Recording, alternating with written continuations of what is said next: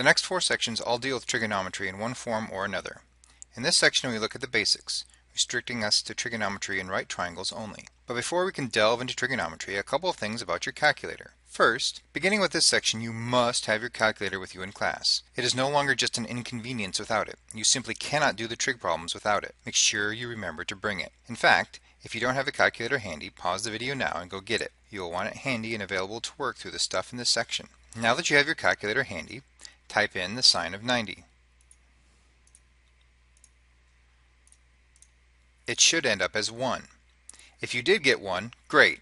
Hold on while I fix everyone else. If you didn't get 1, like it is on the screen here, then you are in the wrong mode. For this class you need to be in degree mode. For those of you who got the answer that I did, you are in radian mode. You can see that it says radian up here in this part of the screen. You will migrate over to using radians in a future math class. But for now we want to be in degree mode. To fix it, we go to the mode button here, and you will see that the third option down says radian degree. So we go over here and move down 2 options, go over to degree, hit enter, and it switches to degree. You'll see it says degree now in the top menu up here. So now quit out of here, and then do sine of 90 again to check that, okay, now it equals 1, now you're in the right mode, and now we're ready to proceed. If you borrow a calculator, or you get it back from someone who borrowed it from you, make sure it is in the right mode before you use it. It is incredibly common for calculator sharing to result in people working in the wrong mode. And the rough part is, most of the time you won't even be able to tell. You will happily be doing problems correctly and getting the wrong answers without realizing it. That's rough. Make sure you are in the right mode. Sine of 90 equal 1 is a great way to check if it is. So let's move on to the trig now. In this section we only deal with right triangles. In section 8.5 and 8.6 we will do other types of triangles, but for this introductory stuff we will only be using right triangles. It makes trigonometry a whole lot nicer and easier. Since we are going to be dealing with right triangles, we have one right angle, and we also have 2 acute angles.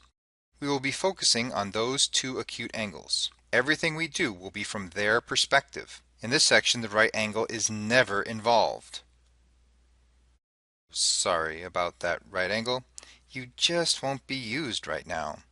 We only need and we will only use the acute angles. Keep that in mind as we move on. There are 3 sides in a right triangle. There's one hypotenuse and 2 legs. The hypotenuse is always the same and never changes. It is always opposite the right angle. That's the easy side. But for the legs it isn't so easy. One of the legs is the opposite leg, and one of the legs is the adjacent leg. The trick is being able to identify which is which. Remember that I made a point emphasizing that we are only using the acute angles. We are always going to be going from the perspective of one of them. So let's pick one. Here we have this acute angle. We will be going from this angle's perspective. We need to label all 3 sides of this triangle. The hypotenuse is easy. It doesn't change. It is always opposite the right angle. But now we have to determine which is the opposite leg and which is the adjacent leg. The opposite leg is the leg opposite from the angle. This one here. That seems opposite, right? Next we have the adjacent leg, which we could fill in by process of elimination. But besides that, we know that it is the adjacent leg. Adjacent means next to.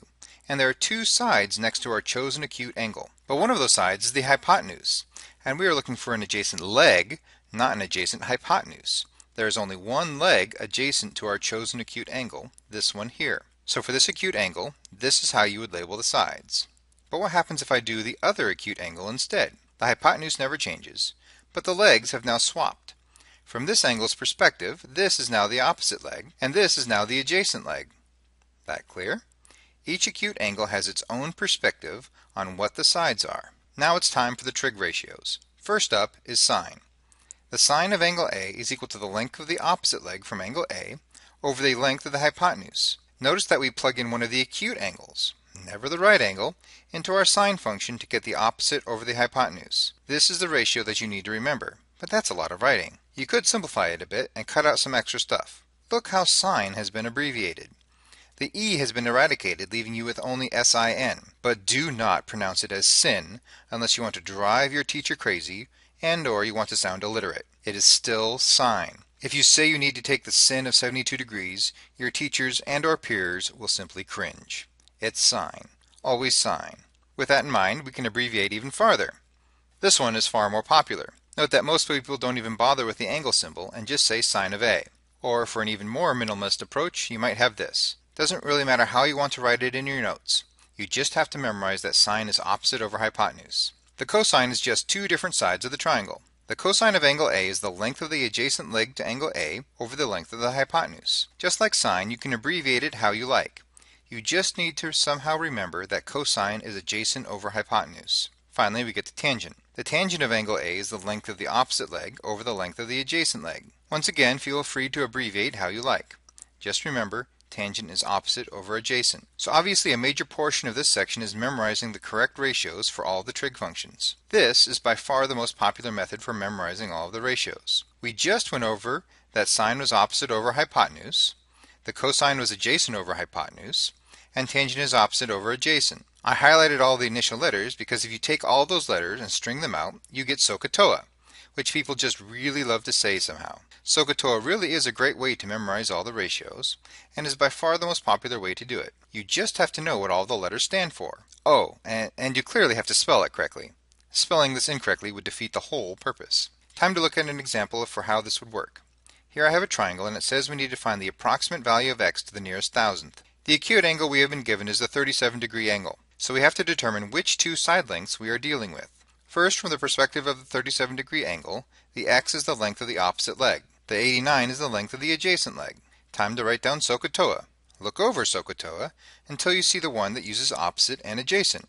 That is the TOA part. The T tells us that we need to use tangent. That kind of thinking is the start of these kinds of problems. From the perspective of one of the acute angles, you need to determine which two sides you have, and then figure out which trig ratio uses those two sides. We figured out we need to use tangent. Tangent is opposite over adjacent, so here that means we get this equation.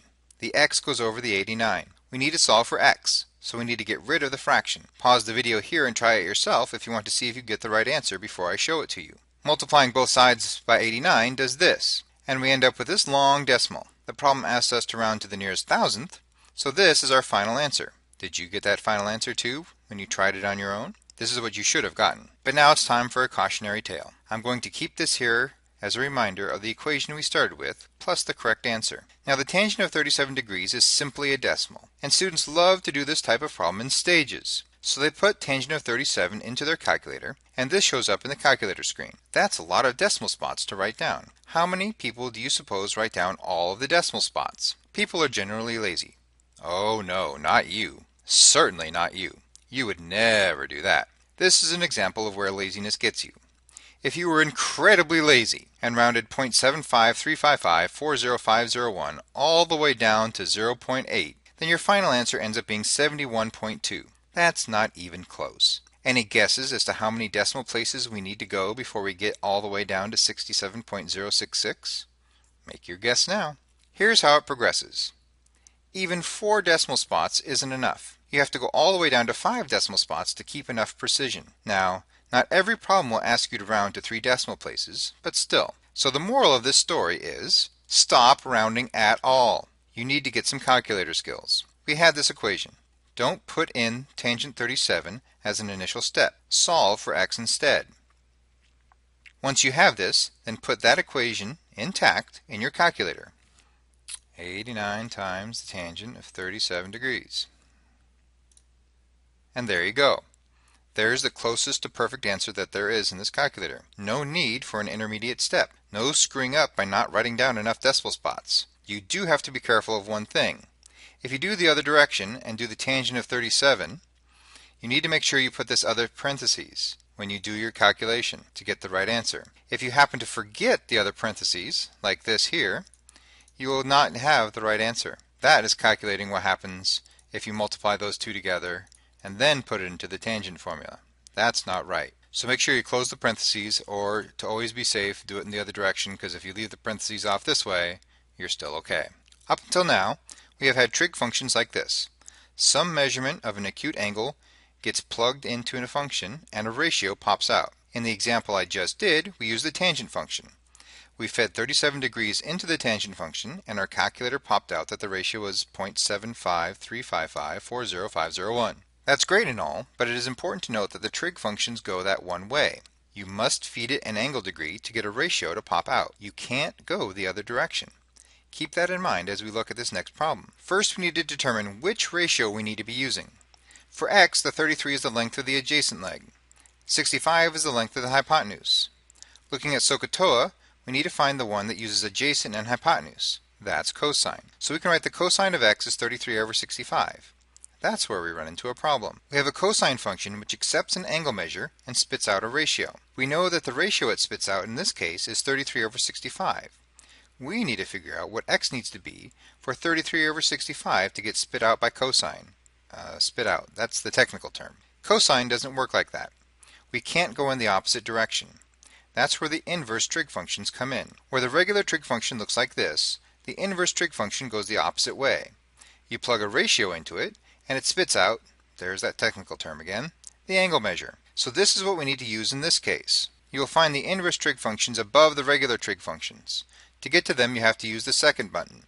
In this case, we need to have second cosine to get the inverse cosine. And now we just plug in the fraction that we had, 33 divided by 65. Just put the fraction directly into it, hit enter, and there's our degree measure.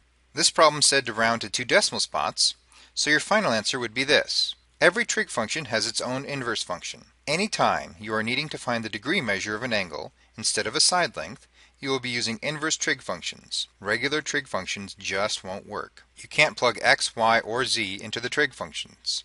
You can plug ratios into their inverse trig functions instead. One last little thing. There is another way to refer to the inverse trig functions. Some teachers use arcsine, arccosine, and arctangent instead of saying or writing inverse tangent. They mean the same thing. I will use the inverse trig terminology since that is how it shows up in the book and how it looks on your calculator. But this is just another way of saying the same thing in case you see it somewhere. Just introducing that to you. You won't see it from me again.